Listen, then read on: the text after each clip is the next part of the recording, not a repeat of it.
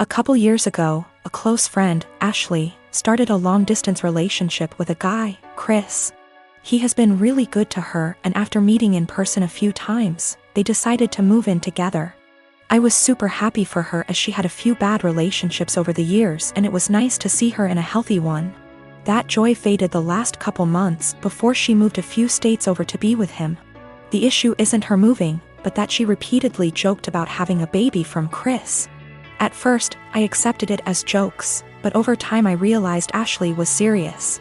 For context, Ashley has 2 children from a previous relationship, ages 10 and 12. Chris absolutely doesn't want kids. He told her this at the start, and any time she hinted possibly wanting more, he shot it down, saying it was a deal breaker. Now, Chris is more than willing to accept her children as her own, because he loves her, and after meeting her kids, them as well. He's accepted that they are a package deal with her, and since they are at an age where they are semi-independent, it's not an issue for him. To me, Chris is a real bro for taking on her kids without issue. Hearing Ashley say she wants a baby out of him, one way or another, bothered me to no end. It's hard enough to find a partner that treats you well and accepts children that aren't their own. To find one that does and then talk about plotting to force a baby seems gross and manipulative. Before her move, I had sat down with Ashley, trying to talk sense into her. At first she resisted, but finally it seemed she understood how shitty it would be. After I felt like she had understood, I put the issue behind me and helped support her through the hassle of moving. A few days after she left, I got a call from a mutual friend who delves into the Wiccan / metaphysical realm. She was distraught and confessed to me that shortly before Ashley's move, Ashley had come to her asking for a fertility spell. This friend didn't feel comfortable about it and refused. When pushed, she said she cast a spell for a healthy and honest relationship, but told Ashley it was for fertility. As you can imagine, I was livid. I messaged Ashley, confronting her about what I learned, and she laughed it off as she was desperate, but magic is fake anyway. So what's the harm? She then let it slip that since Chris was planning on getting a vasectomy in a few months, she had poked holes in their condoms as a last-ditch effort. At that point, I couldn't stay silent. I gathered up screenshots of all the conversations over the last few months and sent them to Chris. He understandably freaked out and kicked her out. Now, Ashley hates me because she was kicked out after a huge move and didn't have a job or money to make it back. She said I'm a terrible person for putting her and her kids out on the street. I have been with my fiancé for 2 years. We are both 37 years old. We're getting married soon. I've only met her family a couple of times. My daughter, Judy, 16 years old, has never met them till very recently, where they hosted dinner to celebrate 4th of July, and that's when they met her for the first time. Judy has a visible burn scar on her forehead. It was due to an accident she was in when she was 9. She used to be incredibly insecure about it, to the point where I was forced to homeschool her, and it was hard trying to deal with and navigate through this rough time. Now she's doing a lot better, though some comments can really cause her to become stressed out and anxious. My fiancé knows all that and respects it. Before we went to her parents' house, I asked her to tell them about Judy and her struggle, and get to try and not say anything negative about it or possibly mention it. She said she would guarantee no one will say anything. We got to the event and they talked to Judy and she slowly warmed up to them. Everything was going well till I was dinner time. My FMIL looked at Judy while she was eating and pointed at her scar, basically asking questions about it, which made Judy lose her appetite and start to get uncomfortable.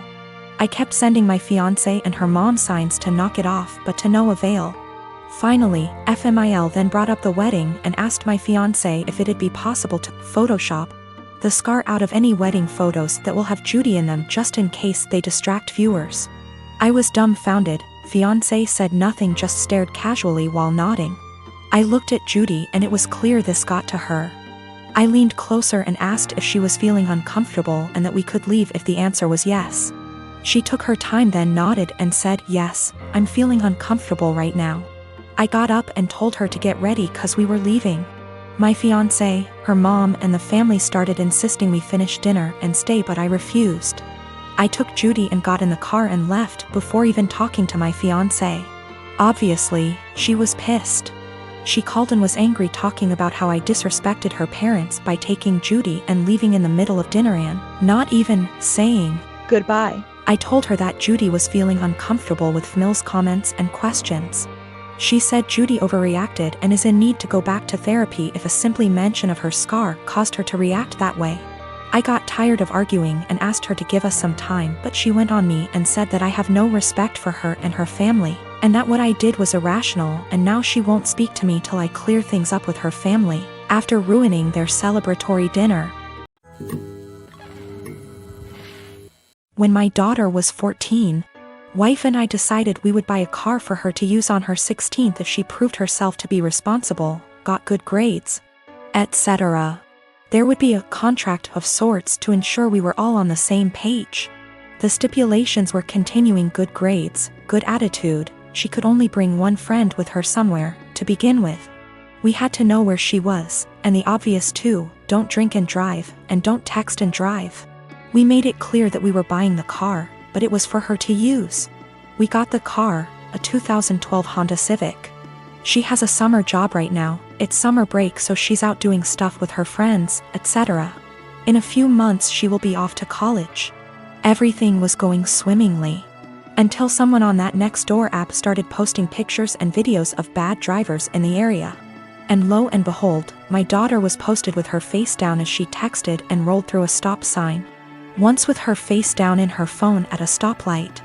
I was livid. My wife was the one who showed it to me. We found out there were more instances from her Instagram stories, and we decided, no. Wife and I up and sold the car. We didn't lose very much in the process, except of course our daughter completely came unraveled.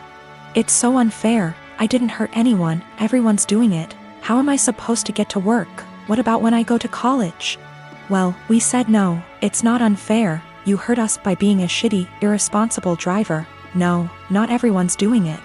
You can walk, ride your bike, or take the bus, and as for college, you don't need the car to get to and from classes, and again, ride your bike or walk. She tried to play the "how can you send your daughter to college without her safety in mind?"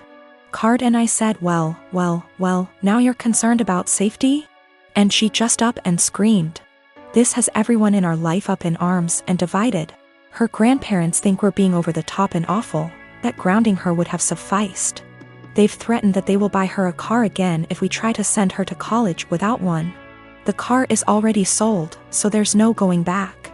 I think what we did was absolutely correct, that actions have consequences and we would be in the wrong to pull back from that. In terms of her going to college?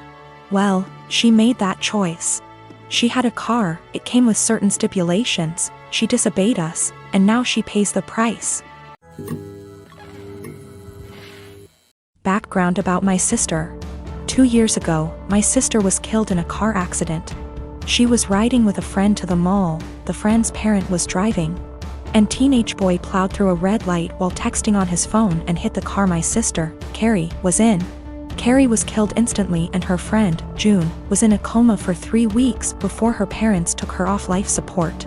When Carrie passed, I was devastated and angry and just not in a good place. Carrie and I had been extremely close. Despite a 7-year age gap between us, we enjoyed a lot of the same shows, we went to concerts together. We volunteered together, and I took it upon myself to guide Carrie like any big sister would do. Our parents were extremely busy with work most days, and Carrie and I would often cook together and do crafts when we weren't too busy with school work. Carrie wanted to be a NICU nurse when she grew up, and I helped her find a volunteer position at a local hospital to help get her gain some experience being around patients. In short, Carrie was my sister and best friend, and when she passed, I was a mess. The last craft Carrie and I made together was a set of candles. We bought the wax at a local craft store and we both made each other a candle and decorated the jar it was in. That was the day before she was killed. At her funeral, Carrie was buried with the candle I made her. The candle Carrie made me sits on my desk next to my favorite picture of her and I together at the beach. Or it did, until last week. Background about my boyfriend. I met my boyfriend about 1.5 years ago, about 6 months after Carrie passed. I wasn't looking for a relationship, I was still grieving my sister's death. But Eugene came along and it was love at first sight. He was extremely supportive, let me cry on him when I needed to, didn't push me into getting over grieving or anything. He was extremely gentleman about everything and very, very patient. After 6 months of seeing each other pretty regularly, we made it official. Eugene came into my life at a very low point, and he has always been very respectful of sentiments I keep from my sister.